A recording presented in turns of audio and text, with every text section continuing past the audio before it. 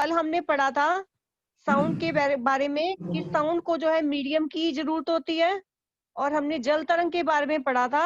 आज हम स्टडी करेंगे sound produced by humans. Speak loudly for a while और सिंग अ सॉन्ग और बज लाइक अ बी। कि जो लाउडली बोलो और या कोई सॉन्ग गाओ और बज लाइक अ बी या बी की तरह बजिंग करो। Put your hand on your throat as shown in the figure 13.8। और जो अपना जो हैंड है वो अपने गले पे रखो। Do you feel any vibration? क्या हम कोई वाइब्रेशन नजर आती है, सुनाई फील करते हो? In human sound is produced by voice box और द लार्नेक्स। कि ह्यूमंस के अंदर जो साउंड प्रोड्यूस होती है वो किसी वजह से प्रोड्यूस होती है? वॉइस बॉक्स की वजह से प्रोड्यूस होती है या लार्नेक्स की वजह से प्रोड्यूस होती है? Put your fingers on the throat and find a hard pump that seems to move when you swallow। कह रहे कि ह्यूमंस के अंदर जो साउंड है वो प्रोड्यूस होती है वॉइस बॉक्स की वजह से या लार्नेक्स की वजह से होती है। Put your fingers on the throat and find a hard bump that seems to move when you swallow। कि जो अपने फिंगर्स है अपने गले पे रखो and find a hard bump, और वहां देखो कि हार्ड बम्प हार्ड चीज दिखाई देती है। when you swallow the part of the body is known as voice box। और ये जो बॉडी का जो पार्ट है उसको बोलते हैं voice box. it is at the upper end of the windpipe, the two vocal cords that stretch across the voice box or larynx in such a way that it leaves a narrow slit between them for the passage of air। Humans के अंदर जो sound है वो produce होती है voice box की वजह से प्रोड्यूस होती है और लार्नेक्स की वजह से प्रोड्यूस होती है। Put your finger on the throat, गले पे जो है अपना फिंगर रखो एंड फाइंड हार्ड बम्प, और हार्ड बम्प वहां पे दिखाई देगा हमारे को। और जो the part of the body is known as voice box, और जो बॉडी का जो पार्ट है उसको वहां जहाँ पे जो वॉइस सुनाई देती है उसको बोलते हैं वॉइस बॉक्स। और it is the upper end of the windpipe, two vocal cords are stretched between the voice box. और वहां पे जो दो वोकल कोर्ड्स होते हैं in such a way that it leaves a narrow slit between them for passage of air। when the air lungs force through the slit the vocal cord vibrate। जब कह रहे लंग जो है force करता है slit पे, जो vocal cord vibrate करने लग जाता है और साउंड प्रोड्यूस होती है। when the lungs force air through the slit, muscles attached to the vocal cord can make the cord tight or loose। when the vocal cords are tight and thin, the quality of voice is different from that when they are loose and thick। Let us see how the vocal cord function। तो कह रहे जो human being के अंदर जो sound produce होती है vocal cord की वजह से होती है। when the lungs force air through slit, कह रहे जब the vocal cord vibrate, तो वो वोकल कॉर्ड जो वाइब्रेट करने लग जाता है और उसकी जब लंग्स की थ्रू जो एयर जाती है तो वोकल कॉर्ड वाइब्रेट करने लग जाता है और साउंड प्रोड्यूस होती है। Muscles attach to the vocal cord can make the cord tight और लूज। कि जो उसकी जो मसल्स अटैच होती है वो जो है टाइट और लूज हो जाती है। when the vocal cord are tight and thin, the type or quality of voice is different in from that they are loose and thick। कि कईयों के अंदर जो वोकल कोड होते हैं टाइट होते हैं या लूज होते हैं, वो डिपेंड करता है कि हमारी जो the type of quality of voice is different from that from they are loose और thick. Let us see how the vocal cord function. जो वोकल कोड है कैसे फंक्शन करता है ये हम आगे स्टडी करेंगे कि वोकल कोड की थिकनेस के ऊपर जो है साउंड जो है कम है ये ज्यादा है वो सुनाई देती है। उसके बाद है activity 13.6। Take two rubber strips of the same size, place these two pieces one above the other and stretch them tight. के दो रबर की स्ट्रिप लो of the same size, place these two pieces are above the other and stretch them tight. उसको जो है tightly stretch करो।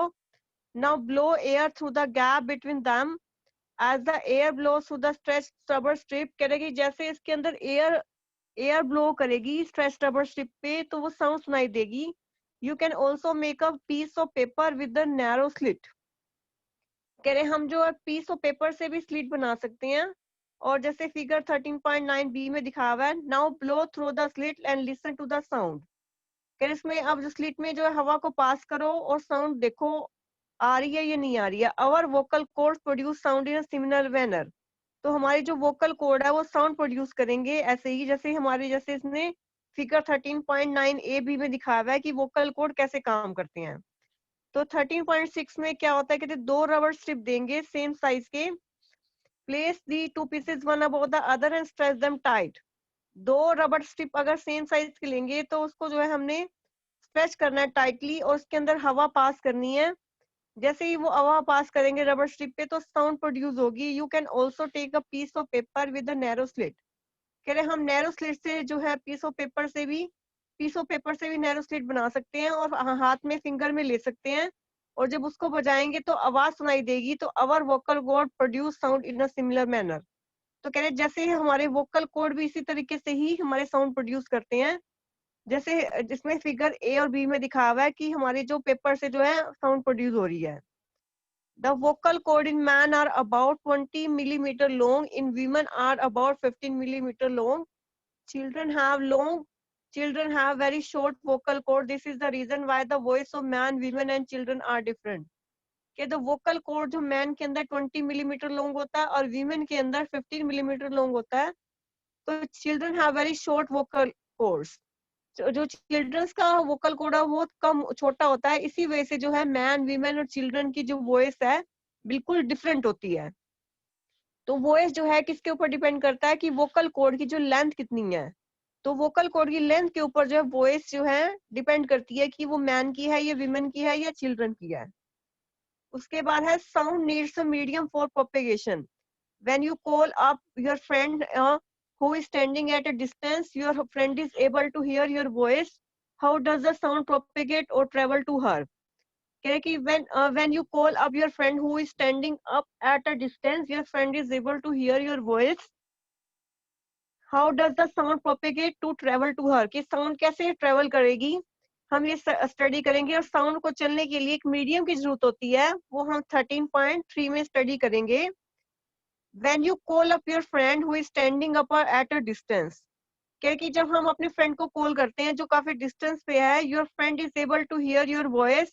How does the sound travel or propagate or travel to her?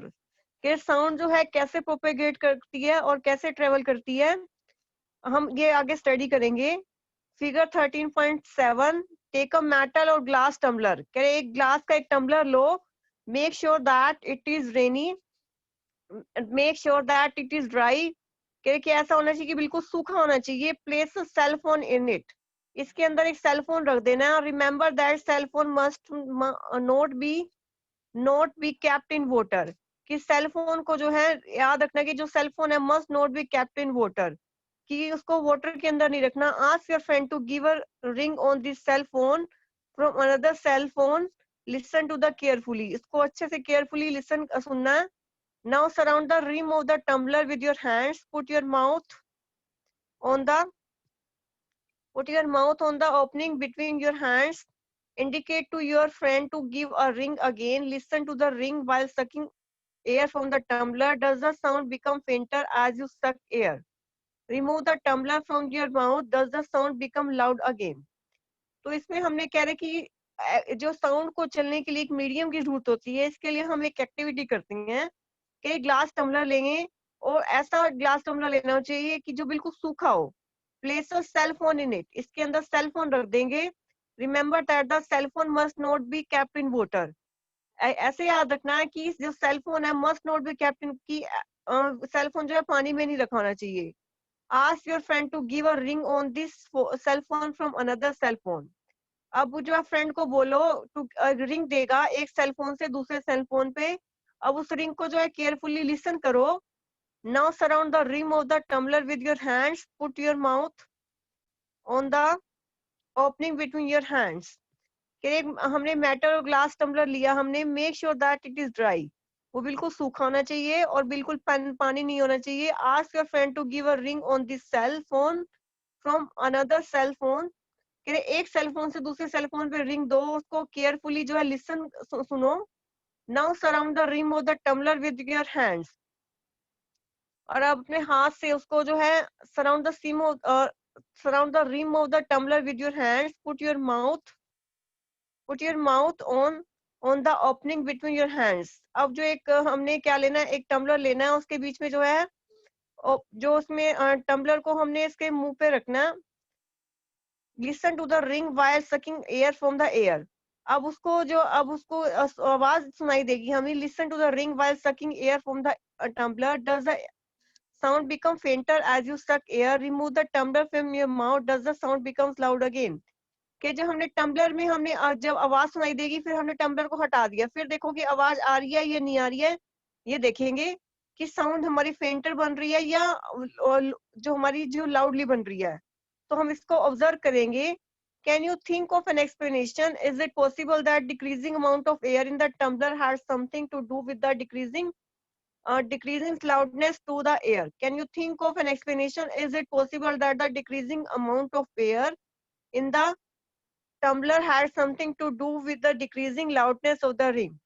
कि जो हमने air है उसके अंदर जो है decreasing amount of air in the tumbler, अगर उसमें अमाउंट जो एयर की अमाउंट है वो कम हो रही है, had something to do with the decreasing loudness of the ring, तो रिंग की लाउडनेस भी कम हो जाएगी। जैसे एयर कम होगी तो लाउडनेस भी कम हो जाएगी। Indeed, if you had been able to suck all the air in the tumbler, you will not listen any sound. कह रहे कि अगर indeed if you had been able to suck all the air in the tumbler, you will not listen any sound. कह रहे इसके अगर अंदर air नहीं होगी तो साउंड नहीं सुनाई देगी। Actually sound needs a medium to travel. तो कह रहे कि साउंड को चलने के लिए मीडियम चाहिए। अगर वहां पे एयर ज्यादा थी तो साउंड लाउड थी, अगर एयर कम थी तो लाउडनेस कम होगी थी, तो साउंड को चलने के लिए एक मीडियम चाहिए। When air has been removed completely from a vessel, it is said that there is a vacuum in the vessel. The sound cannot travel through a vacuum. कि अगर बिल्कुल एयर को हमने रिमूव कर दिया तो वहां पे जो है हमारे को बिल्कुल भी आवाज नहीं सुनाई देगी, मतलब वहां में वैक्यूम क्रिएट कर दिया। वैक्यूम क्रिएट कर दिया तो हमने air has been remove completely, air जो है बिल्कुल कम्प्लीटली रिमूव हो जाएगी, तो वैक्यूम क्रिएट हो जाएगा और sound can not travel through vacuum. Sound जो है वैक्यूम के अंदर ट्रेवल नहीं कर सकता। Does sound travel in liquids? क्या साउंड जो है लिक्विड के अंदर भी ट्रेवल कर सकता है? Let us find out. उसको हमने फाइंड आउट करते हैं कि साउंड जो है लिक्विड के अंदर ट्रेवल करता है या नहीं करता, ये स्टडी करेंगे। तो कह रहे कि सबसे पहले हमने क्या स्टडी किया, साउंड को चलने के लिए एक मीडियम चाहिए होता है। इसके लिए हमने क्या करना है, 13.7 एक्टिविटी में हमने एक टम्बलर में हमने एक टम्बलर लिया। टम्बलर के बाद हमने क्या किया, एक सेलफोन लिया। एक सेलफोन ऐसे रखा कि आसपास पानी नहीं होना चाहिए, तो हमने अब उसको एक दूसरे सेलफोन से उसको हमने रिंग दी, तो हमारी जो दूसरे सेलफोन में हमें आवाज सुनाई देगी। Now surround the rim of the tumbler with your hands, put your mouth on the opening between your hands. उसके बाद हमने देखा कि 13.10 में हमने ग्लास टम्बलर लिया और उसको हवा में ब्लो किया, तो उसको रिंग को हमने केयरफुली लिसन किया while sucking air from the tumbler. उसमें जब हमने एयर सक की तो हमने रिंग सुनाई दी हमें, और उसके बाद जब जैसे एयर कम होती जाएगी तो आवाज भी कम होती जाएगी, मतलब जब तक एयर है तब तक आवाज है। अगर उसके अंदर हमने एयर खत्म कर दी, बिल्कुल वो उसको वैक्यूम कर दिया, तो आवाज नहीं सुनाई देगी। तो इसमें साउंड को चलने के लिए एक मीडियम की जरूरत होती है। Sound needs a medium to travel. तो ये एक्टिविटी हमारी 5 मार्क्स में आती है कि साउंड को चलने के लिए एक मीडियम की जरूरत होती है, उसको प्रूव करो। तो एक्टिविटी 13.7 है ये, sound needs a medium to travel.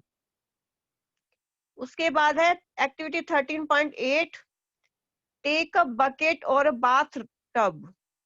कह रहे हमने एक बकेट लेंगे और एक बाथ टब लेंगे, fill it with clean water. उसको हमने क्लीन वाटर से फिल करेंगे। Take a small bell in your our hand, shake this bell inside the water to produce sound, make sure that the bell does not touch the body of the bucket or the tub। कह रहे हमने क्या किया, एक bucket लिया और एक bath tub लिया, fill it with clean water, उसको हमने क्लीन वाटर से फिल किया। Take a small bell in your hand, हाथ में एक स्मॉल बेल लो और shake this bell inside the water to produce the sound. अब उसको बेल को हिलाओ, make sure that the bell does not touch the body of the bucket और द टब। ऐसे करना है कि जो बेल है वो बॉडी ऑफ द बकेट को टच ना करे। Place your ear gently on the water surface, can you hear the sound of the bell, does it indicate that sound can travel through liquids. तो कह रहे कि जो हमारा 13.8 में लिखा हुआ है कि एक बकेट लेना है या बाथ टब लेना है, उसको हमने क्लीन वाटर से फिल करना है। फिल करने के बाद उसके एक स्मॉल बेल लेनी है अपने हैंड पे, उसको बजाना है। Make sure that the bell does not touch the body of the bucket और द टब। क्या है कि ऐसे श्योर रहना कि जो बेल है वो टच ना करे बॉडी ऑफ द बकेट को या टब को। Put your ear gently on the water surface. Be carefully. The water should not enter in your ear. Can you hear the sound of the bell? क्या हमें आवाज सुनाई देती है उसकी बेल की? Does it indicate that sound can travel through liquids? जो sound है वो लिक्विड में ट्रेवल करता है। इससे हमें पता लग गया कि हमारे को जो आवाज सुनाई देती है तो इसमें में जो साउंड जो है लिक्विड में भी ट्रेवल करता है। तो एक्टिविटी 13.8 में हमने क्या पढ़ा? एक बकेट लिया, हमें उसको हमने क्लीन वाटर से फिल किया और उसके बाद स्मॉल बेल ली हमने हाथ में, उसको हमने बेल को शेक किया ताकि आवाज सुनाई दी। Make sure that the bell does not touch the body of the bucket और टब। कि कह रहे कि जो बेल है make sure that the bell does not touch, ऐसे जो बेल है उसको वाटर को टच नहीं करनी चाहिए और the body of the tub को टच नहीं करनी चाहिए। तो उसको ऐसे कहना है कि अपने जो ईयर है वहां पे ऊपर रखो वाटर सरफेस पे। तो हमें जो है बेल की साउंड सुनाई दे रही है, तो बेल की साउंड सुनाई दे रही है, इट मीन साउंड जो है लिक्विड में ट्रेवल कर रही है। उसके बाद कह रहा है oh that is how whales and dolphins might be communicating under water. कह रहे जो वेल्स और डॉल्फिन्स हैं वो एक दूसरे के साथ कम्युनिकेट कर पाते हैं। तो पता लगा हमें पानी वो कैसे कम्युनिकेट कर लेते हैं, क्योंकि पानी में भी साउंड ट्रेवल कर सकती है। उसके बाद हम फाइंड आउट करेंगे कि साउंड जो है सॉलिड के अंदर ट्रेवल करती है या नहीं करती है। Activity 13.9 take a metre scale और a long metal rod and hold its one hand to your ear. Ask your friend to gently scratch or tap at the other end of the scale. Can you hear the sound of the scratching? Ask your friend around you if they were able to hear the same sound. Take a meter scale or a long metal rod. कि एक metre scale लेना और long metal rod लेनी है and hold its one hand to your ear, और उसको हमने एक कान पे लगाना है। Ask your friend to gently scratch और tap at the other hand of the scale. Can you hear the sound of the scratching? क्या जो हमें आवाज सुनाई देती है साउंड की? Ask your friend around if they were able to hear the same sound. और अपने फ्रेंड्स को बोलो if they are able to hear the same sound, क्या उसे आवाज सुनाई दे रही है? तो हमने पहले एक मीटर स्केल लिया और मीटर रोड ली। Ask our friend to gently scratch और tap the other end of the scale. Can you hear the sound of the scratching? Ask your friend around you if they were able to hear the same sound. अपने friend को बोलो if they are able to hear the same sound, क्या same आवाज सुनाई दे रही है वहां पे? तो उसके बाद कह रहे कि you can also perform the above activity by placing your ear at one end of a long wooden or metallic table and asking your friend or gently scratch your other end of the table. अब क्या करना है, दो boy हैं एक table से, उसको हमने वो क्या कर रहे हैं, प्रेस कर रहे हैं। प्रेस करने के बाद उसको वहां पे कान लगा के देख रहे हैं कि आवाज आ रही है नहीं आ रही है। अगर आवाज आ रही है तो मीन्स वो जो टेबल है हमारी सॉलिड है। तो अगर आवाज आ रही है तो कह रहे कि जो साउंड है वो सॉलिड में भी ट्रेवल कर रही है। We find that the sound can travel through wood और metal. In fact sound can travel through any solid. You can perform interesting activity to show that sound can also travel through strings. Have you ever made a toy telephone? Can you say that sound can travel through string? कि जो sound है वो would में भी travel करती है और metal में भी ट्रेवल करती है। In fact sound can travel through any solid. Sound जो है किसी भी सॉलिड में ट्रेवल कर सकती है। You can perform interesting activities to show that sound can also travel through strings. कह रहे कि स्ट्रिंग में भी ट्रेवल करती है। Have you ever made a toy telephone? क्या हमने टॉय टेलीफोन हमने बनाया कभी? Can you say that sound can travel through strings? कह रहे कि हम क्या पता लगा सकते हैं कि जो साउंड है वो स्ट्रिंग में भी ट्रेवल करती है। You have learned so far that vibrating object producing sound and it is carried in all direction in medium. The medium could be a gas or liquid or a gas solid. How do we hear it? कि जो vibration से जो हमारी sound produce होती है and it is carried in all direction. The medium could be a gas, liquid or a solid. How do we hear it? जो medium वो हमारा सॉलिड भी हो सकता है, लिक्विड भी हो सकता है और गैस भी हो सकता है। तो साउंड को चलने के लिए एक मीडियम की जरूरत होती है। तो इससे पता लग गया टॉय टेलीफोन से एक ने बोला और दूसरों को सुनाई दे रहा है, तो वाइब्रेशन से जो है साउंड प्रोड्यूस हुई और वो हर डायरेक्शन में गई। The medium could be a gas, और वो मीडियम क्या हो सकता है, सॉलिड भी हो सकता है, गैस भी हो सकता है और लिक्विड भी हो सकता है। How do we hear it? We hear sound through our ears. क्या जो साउंड सुनाई दे रही है हमें, we hear sound through our ear, हम अपने कानों से सुनते हैं उसको। The shape of the outer part of the ear is like a funnel, when sound enters it travels a canal at the end of which there is thin stretched membrane. It is called the eardrum. It performs an important function. To understand what the ear does, let us build a tin can model of the eardrum. कहते we hear sound through our ears. जो sound सुनाई देती है हमें, वो ears के through सुनाई देती है. The shape of the outer part of the ear is like a funnel. When sound enters it, it travels down a canal at the end of which there is a thin stretched membrane. It is called the eardrum. It performs an important function. To understand what the eardrum does, let us build a tin can model of the eardrum. तो क्या है कि हमें जो sound सुनाई दे रही है वो ईयर में कैसे सुनाई देती है? The shape of the outer ear is like a funnel. जो ईयर की जो शेप है वो फनल की शेप की तरह होती है, की जो होती है हमारी उसकी शेप की तरह होती है। When sound enters in it, जब उसके अंदर साउंड एंटर करती है, it travels through a canal at the end of which there is a thin stretched membrane. It is called the eardrum. तो कह रहे जब इसमें साउंड जो एंटर करती है, it travels down a canal at the end of which there is a thin stretched membrane. It is called the eardrum. It performs an important function. To understand the eardrum does, let us build a tin can model of the eardrum. अब ear drum का हमने tin can model बनाना है ear drum का। वो कैसे बनाएंगे? Take a plastic और tin can. तो कह कि प्लास्टिक और टिन कैन लिया, कट दिस एंड, उसके एंड को कट कर दिया। Stretch a piece of rubber balloon across one end of the can and fasten with the rubber band. कह रहे नीचे से उसको रबर बैंड लगा दिया। Put 4 or 5 grains of dry cereal on the stretched rubber. Now ask your friend to speak hure hure from the open end. आप जो कह रहे कि अपने फ्रेंड को बोलो जो उसका ओपन एंड है वहां से hure hure बोले। Observe what happens to the grain. तो ग्रेन का क्या होगा? तो वो ग्रेन जो है अप एंड डाउन जो है मूव करने लग जाएगी। तो ऐसे ही हमारा जो है ईयर ड्रम ही हमारा एक्शन करता है। तो कह रहे जो हमारा ईयर ड्रम है वो हमारा एक रबर शीट की तरह होता है। तो sound vibration make the year vibrate. तो हमारे जो सबसे पहले वाला जो हमारा ह्यूमन ईयर दिखाई दे रहा है, तो बीच वाली जो हमारी ट्यूब सी दिखाई दे रही है, सबसे पहले साउंड इसमें ट्रेवल करती है। फिर जो हमारा सर्कल वाला पार्ट है जहाँ ईयर ड्रम दिखाई दे रहा है उसको वाइब्रेट कराती है। फिर वहां से from there the signal goes to the brain. How do we hear? जो सिग्नल है वो ब्रेन की तरफ जाता है, तो हमें फिर आवाज सुनाई देती है। We must never put a sharp pointed और hard thing into our ear. कह रहे हम अपने कानों में हमें कोई भी शार्प चीज नहीं डालनी चाहिए। We can damage the ear drum. इससे जो है ईयर ड्रम जो है डैमेज हो जाता है। The damage ear drum can impair hearing. जो डैमेज ईयर ड्रम है वो उसकी वजह से जो हियरिंग लॉस हो जाता है।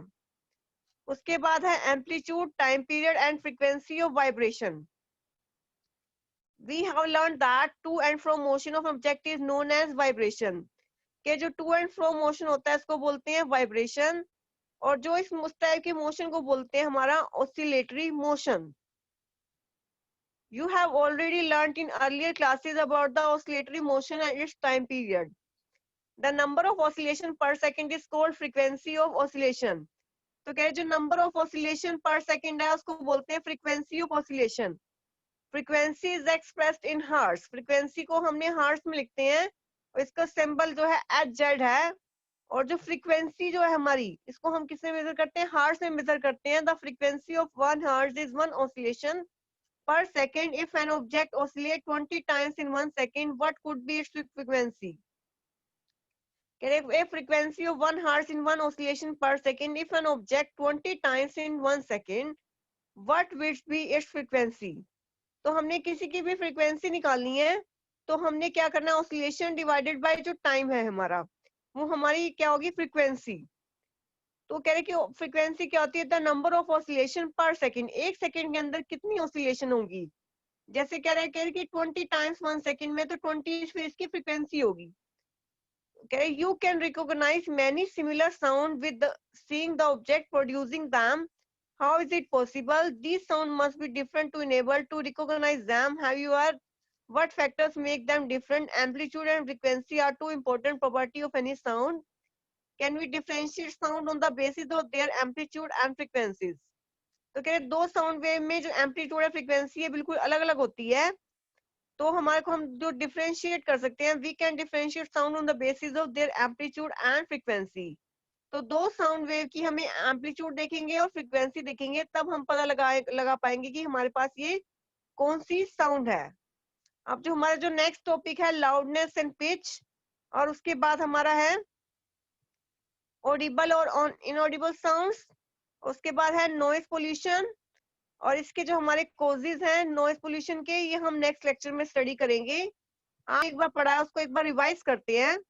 तो सबसे पहला टॉपिक हमने क्या पढ़ा था कि जो साउंड है वो ह्यूमंस में कैसे प्रोड्यूस होती है। जो हमारा कान गले के अंदर बॉक्स होता है, जो गले के अंदर बॉक्स जो वाइब्रेट करता है, गले के अंदर जो वो वॉइस बॉक्स जो वाइब्रेट करने लग जाता है, इसको बोलते हैं वॉइस बॉक्स। जो वैसे वाइब्रेट करता है तो क्या होता है, हमें आवाज सुनाई देती है। और वोकल कॉर्ड की जो लेंथ है वो किसके ऊपर डिपेंड करती है, वोकल कॉर्ड की जो लेंथ है हमारी डिपेंड करती है कि जो लेंथ जो है उसकी जो आवाज है हमारी पर्सन की, वोकल कॉर्ड की लेंथ के ऊपर डिपेंड करती है कि किसकी, जो मैन वीमेन और जो चाइल्ड की जो हमारी लेंथ है, वोकल कॉर्ड की लेंथ है, सबकी अलग अलग होती है। इस वजह से ये जो है आवाज जो है अलग अलग सुनाई देती है हमें। उसके बाद वोकल कॉर्ड कैसे काम करते हैं, तो इसके हमें एक बनाया हमने एक जो हमारा वोकल कॉर्ड है कैसे काम करते हैं, ये दिखा हुआ है एक्टिविटी 13.6 में। तो इसमें क्या कह रहा है कि एक हमने एयर शक्कर लिया, हमने पेपर का लिया, पेपर का हमने एक शक्कर बनाया और उसको जो हवा एयर ब्लो करा दी। एयर ब्लो कराने के बाद उसमें जो हमारे को आवाज सुनाई दी वो किसकी वजह से सुनाई दी, वोकल कॉर्ड की वजह से सुनाई दी। उसके बाद है जो हमारे sound needs a medium to travel, sound को चलने के लिए एक मीडियम की जरूरत होती है। उसके लिए हमने एक एक्टिविटी की, एक हमने फोन लिया, उसको ग्लास में रखा और दूसरे फोन से उसको रिंग किया तो आवाज सुनाई देगी क्योंकि वहां पे एयर है। अगर हमने वहां पे एयर खत्म कर दी तो हमें कोई आवाज सुनाई नहीं देगी। तो जब तक एयर है तब तक आवाज है, जब तक एयर नहीं होगी उसको साउंड सुनाई नहीं देगी। तो sound needs a medium to travel. तो उसके बाद कह रहे हैं लाउडनेस और can you think of an expression, it is possible that the decreasing amount of air in tumbler has something to do with the decreasing loudness of the ring. If you had been able to suck all the air in the tumbler, you will not listen any sound. Actually, sound needs a medium to travel. When air has been removed completely from a vessel, it is said to be vacuum in this vessel. ये जो sound को चलने के लिए medium चाहिए होता है, तो अगर वहां पे वैक्यूम क्रिएट कर दिया तो उसका मतलब इधर साउंड जो है ट्रेवल नहीं करेगी। उसके बाद साउंड जो है पानी के अंदर जो है ट्रेवल कर रही है, इसके लिए एक्टिविटी 13.8 दिखाया हुआ है। तो हमने एक पानी लिया, पानी के अंदर हमने क्या किया, उसको बेल को रिंग किया, बेल को रिंग करने के बाद उसकी आवाज सुनाई दे रही है, इट मीन साउंड जो है लिक्विड के अंदर ट्रेवल कर रही है। उसके बाद जो है साउंड को मीटर स्केल के अंदर कैसे ट्रेवल करेगी, एक आवाज सुनाई देगी हमें यहाँ से, और जब उसको दूसरी आवाज एक जगह से जब आवाज बोलेंगे तो दूसरी जगह से हमें आवाज सुनाई दे रही है। तो साउंड जो है मीटर स्केल के अंदर ट्रेवल कर रही है, इट मीन जो है साउंड जो है स्केल के अंदर ट्रेवल कर रही है, मीन सॉलिड में ट्रेवल कर रही है। उसके बाद 13.13 में सॉलिड के अंदर कैसे ट्रेवल करेगी, तो एक पर्सन जो है इसको जो हमारा 13.13 में दिखा रहा है, एक को हमने रिंग किया, दूसरी आवाज सुनाई दे रही है। उसके बाद टॉय टेलीफोन में कैसे आवाज सुनाई देती है, एक पर्सन बोल रहा है दूसरे जो से सुनाई दे रहा है तो उसको टॉय टेलीफोन बोलते हैं। उसके बाद जो साउंड जो है ईयर्स में कैसे ट्रेवल करती है, ईयर ड्रम जो हमारा होता है, साउंड जब एंटर करता है तो कैसे एंटर करती है, कान में जैसे एंटर करती है और वो ईयर ड्रम को वाइब्रेट कराता है और ईयर ड्रम से फिर आवाज सुनाई देती है। और 13.13 में हमारा जो ईयर ड्रम कैसे एक्ट करता है ये दिखा हुआ है कि जब उसकी जो नीचे वाली मेम्ब्रेन होती है वो हिलने लग जाती है और आवाज सुनाई देती है 13.10 में। उसके बाद ह्यूमन ईयर में जो हमारा ईयर ड्रम है वो कैसे वाइब्रेट करता है और आवाज सुनाई देती है 13.16 में। उसके बाद amplitude, time period and frequency of vibration, number of number of oscillation पर सेकंड जो होते हैं हमारी फ्रीक्वेंसी होती है, इसको हमने हर्ट्ज में मेजर करते हैं। और एम्पलीट्यूड और फ्रीक्वेंसी जो है बिल्कुल डिफरेंट होते हैं साउंड के लिए। उसके बाद लाउडनेस और साउंड, लाउडनेस और पिच जो है हम नेक्स्ट लेक्चर में स्टडी करेंगे। और उसके बाद स्ट्रिलीनेस और पिच और noise and music, Audible and inaudible sound, noise pollution के कॉज जो है हम नेक्स्ट लेक्चर में स्टडी करेंगे। तो हमने जो आज पढ़ा था एक बार रिवाइज कर लिया हमने। तो साउंड जो है सॉलिड में भी ट्रेवल करती है, लिक्विड में भी ट्रेवल करती है और गैस में भी ट्रेवल करती है। इसके लिए हमने एक एक्टिविटी पढ़ ली है कि साउंड जो है सॉलिड में भी ट्रेवल करती है और लिक्विड में भी ट्रेवल करती है और गैस में भी ट्रेवल करती है। और साउंड जो है कैसे हमारे ह्यूमन के अंदर प्रोड्यूस होती है। उसके बाद हमने किया टॉय टेलीफोन क्या होता है हमारा, टॉय टेलीफोन बनाते हैं हम। और जो साउंड जो है पानी के अंदर कैसे जो है वाइब्रेट करती है 13.8 में लिखा हुआ है। और जो हमारा सॉलिड में कैसे ट्रेवल करती है मीटर स्केल के थ्रू दिखा हुआ है। और जो हमारा टेबल में कैसे ट्रेवल कर रही है, सॉलिड में कैसे ट्रेवल करती है, ये दिखा हुआ है। और how can we hear sound through our ears. तो ईयर जैसे कान में पहले हमारी ईयर ड्रम में जाती है, पहले ईयर कैनाल में जाती है, फिर ईयर ड्रम वाइब्रेट करता है। ईयर ड्रम वाइब्रेट करता है तो वहां से सिग्नल जो है हमारे कान में जाते हैं, ब्रेन में जाते हैं, तो हमें आवाज सुनाई देती है। उसके बाद amplitude, time period and frequency. जब टू एंड फ्रो मोशन होता है किसी भी ऑब्जेक्ट का उसको बोलते हैं वाइब्रेशन। और जो मोशन है इसको ऑब्जेक्ट को बोलते हैं oscillatory motion. Number of frequency per second is called frequency. Number of oscillation और पर सेकंड को बोलते हैं फ्रीक्वेंसी। और फ्रीक्वेंसी को हमने हर्ट्ज में लिखते हैं। और एम्पलीट्यूड फ्रीक्वेंसी जो है किसी भी ऑब्जेक्ट की बिल्कुल डिफरेंट होती है। उसके बाद loudness and pitch. Take a metallic tumbler and tablespoon, strike the tablespoon gently at the brim of the tumbler. Hear the sound produced. Now bang the spoon on the tumbler and hear the sound produced again. Is the sound louder when the tumbler is struck hard? Now suspend a small thermocol bowl touching the rim of the tumbler. Vibrate the tumbler by striking in. See how far the bowl